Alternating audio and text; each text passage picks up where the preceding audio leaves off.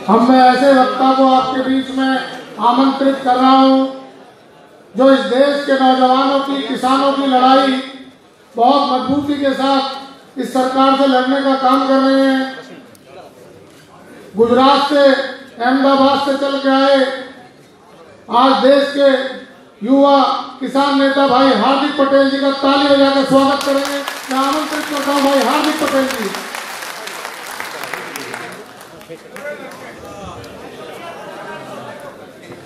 राष्ट्रीय लोक दल के द्वारा आयोजित युवा अधिकार सम्मेलन में पधारे हमारी देश की राजनीति के पूर्वाधार अहमद पटेल जी, शरद यादव साहब और पार्टी के राष्ट्रीय महासचिव जयंत चौधरी जी, आम आदमी से पधारे संजय सिंह जी और हमारे सामने बैठे इतनी बड़ी मात्रा में इस देश का युवा, इस देश का भविष्य, आप सभी को वंदन, आप सभी को अभिनंदन, आप सभी का हार्दिक स्वागत करता हूँ।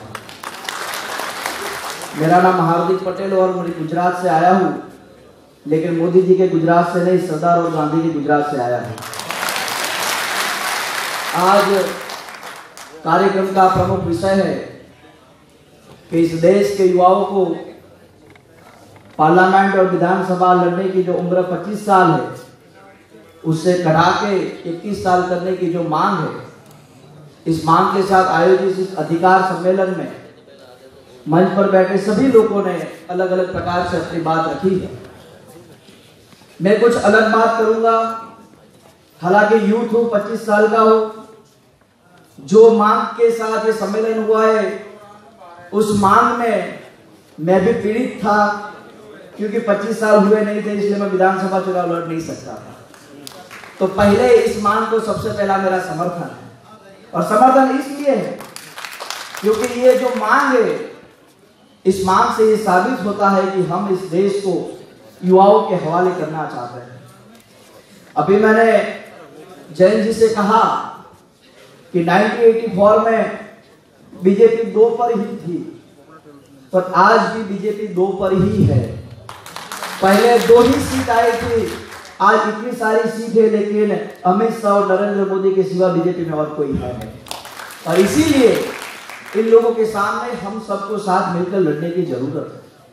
हम बार बार उत्तर प्रदेश आते हैं, और जो आपका एरिया है जहां पर राष्ट्रीय लोक दल काफी मजबूत है, वहां पर मुजफ्फरपुर में जो हुआ, मुजफ्फरनगर में, उसके बाद इस तरह से पूरे उत्तर प्रदेश के अंदर जो माहौल बनाया गया, उस माहौल के जरिए मैं आप लोगों को एक बात बताऊंगा कि हम सब लोग हिंदू हैं, लेकिन हम बीजेपी और आरएसएस वाले हिंदू नहीं है।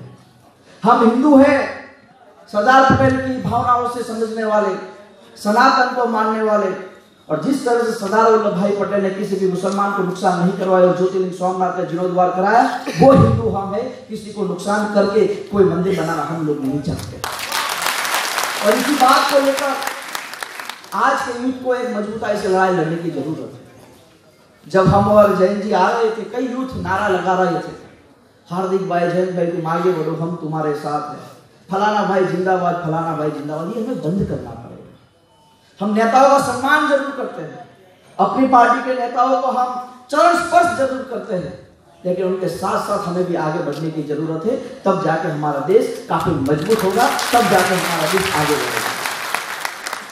आज अजीत सिंह जी का जन्मदिन है, 80 साल के हो गए।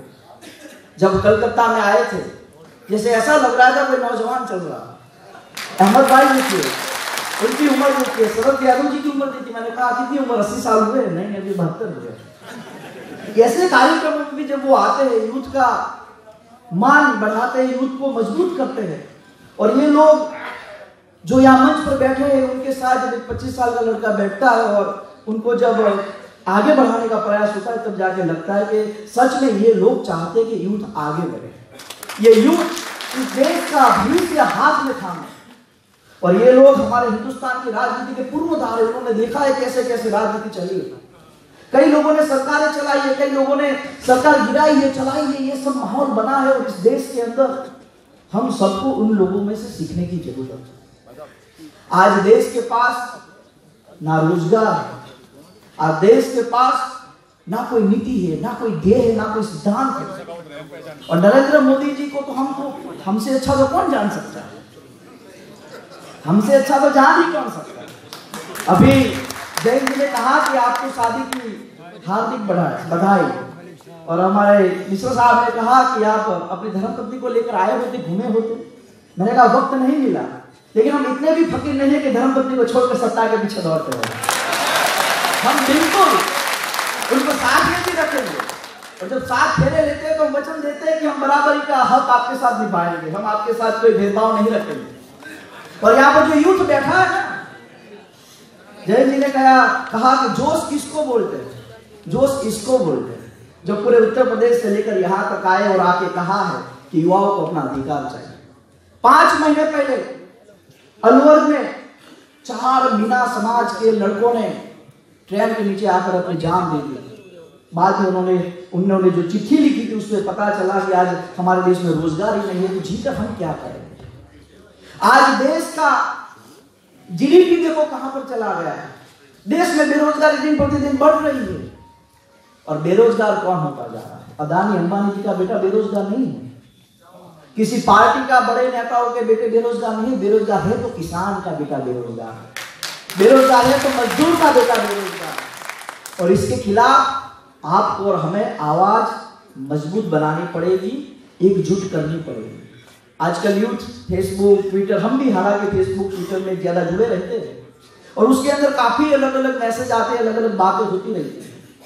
एक बड़ी बात बताऊंगा, यहाँ पर सब धर्म के लोग हैं, मैं किसी धर्म का खिलाफ भी नहीं, हम सबको एक मिलकर इस देश को सोने की चिड़िया बनानी होती। लेकिन जब मैं एयरपोर्ट से लेकर यहाँ पर आया, मैंने कई जगह देखा कि राम मंदिर निर्माण के लिए कई लोगों ने पोस्टर बना रखे थे, और उसमें भगवान श्री राम ने धनुष खींचा था और वो रावण को मार रहे थे, ऐसी फोटो दिखाई दे रही थी। हमने देखा कम से कम 150 पोस्टर हमने देखे, सब पोस्टर में यही चित्र था।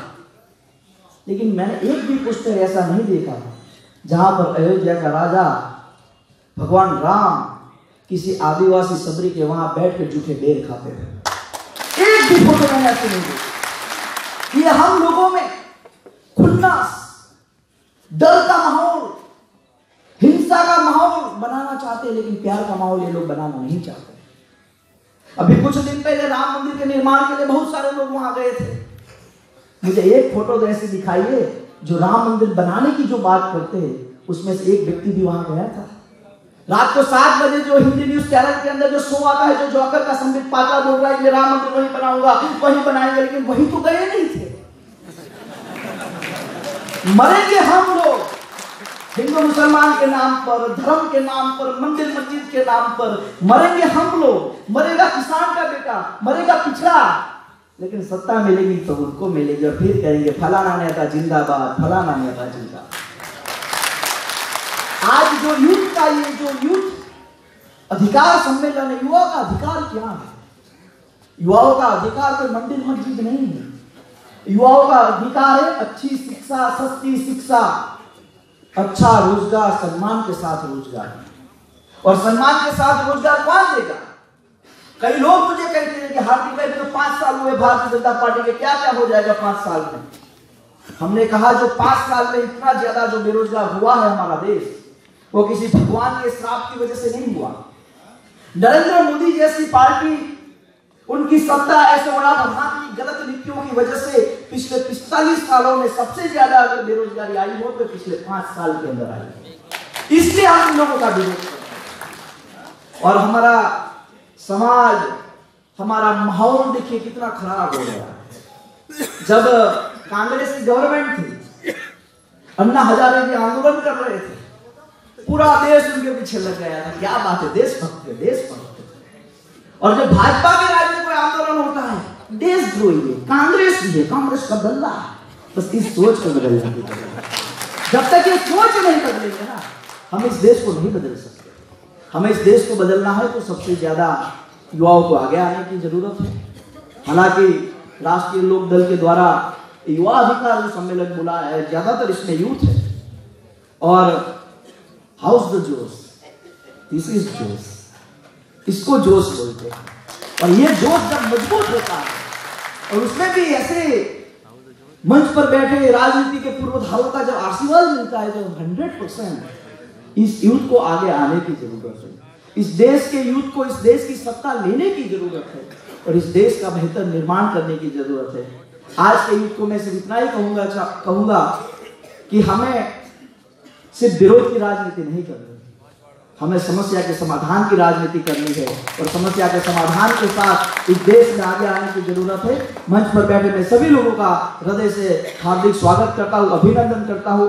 राष्ट्रीय लोकदल का भी मैं हृदय से धन्यवाद अदा करता हूँ कि इतना बेहतरीन कार्यक्रम बुलाने के लिए, इतना बेहतरीन कार्यक्रम करने के लिए आप सब लोग साथ मिलकर इस देश के विकास के लिए, देश के हित के लिए आगे आइए। यही मेरा आप लोगों से विश्वास है, आप लोगों से आह्वान है। लास्ट में इतना कहूंगा, नरेंद्र मोदी जी कोई विकास पुरुष नहीं है, सिर्फ और सिर्फ विनाश पुरुष है। जय हिंद, इंकलाब जिंदाबाद।